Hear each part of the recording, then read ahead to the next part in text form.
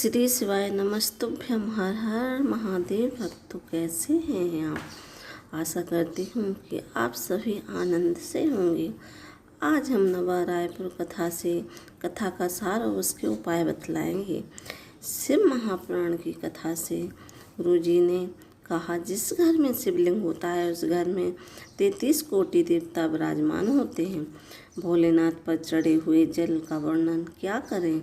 अगर भोलेनाथ पर चढ़ी हुई एक बेलपत्र भी मिल जाती है और उसे मस्तक पर आप लगा लेते हैं तो उसे चारों तीर्थ धाम का पुण्य आपको उस बेलपत्र से प्राप्त हो जाता है। गुरुजी ने कहा, रवि साहू जी पत्र लेकर आए। मेरी बहू के गर्भ नहीं ठहर रहा था। गर्भ ठहरता फिर खराब हो जाता। हमने इसे महापुराण कथा नहीं सुनते थे और ना कभी सुनी थी, पर हमें किसी ने बताया कि शिव महापुराण कथा सुनो, और हमने शिव महापुराण कथा सुनना शुरू किया और सफ़ेद आंकड़े की जड़ का उपाय किया। सफ़ेद आंकड़े की जड़ को कमर में बांधा, साथ ही साथ पशुपतिनाथ का व्रत भी किया। उसी का आभार व्यक्त करने हम पंडाल में आए हैं। हमें जुड़वा पुत्रों की प्राप्ति हुई है। अब बढ़ते हैं अगली जानकारी की ओर।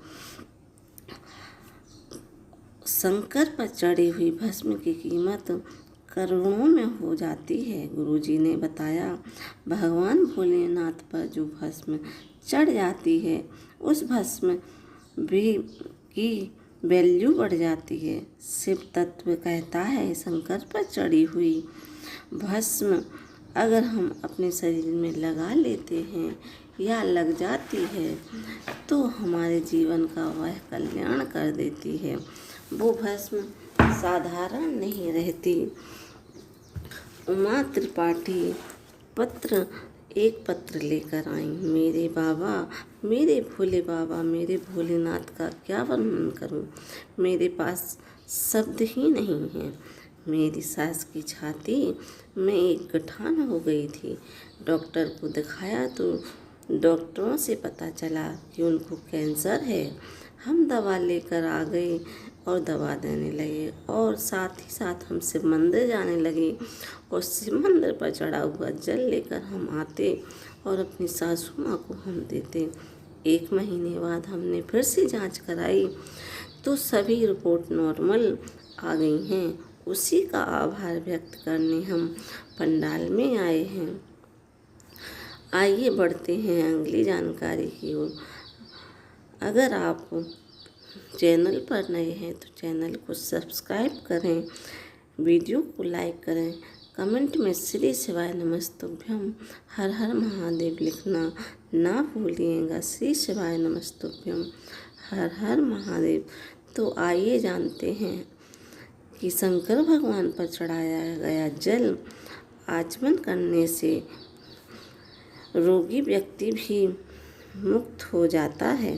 बढ़ते हैं अगली जानकारी की ओर।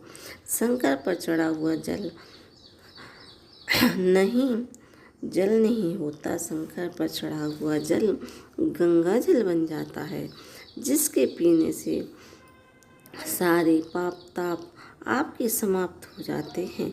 शंकर पर चढ़े जल का आचमन करने से या सिंचन करने से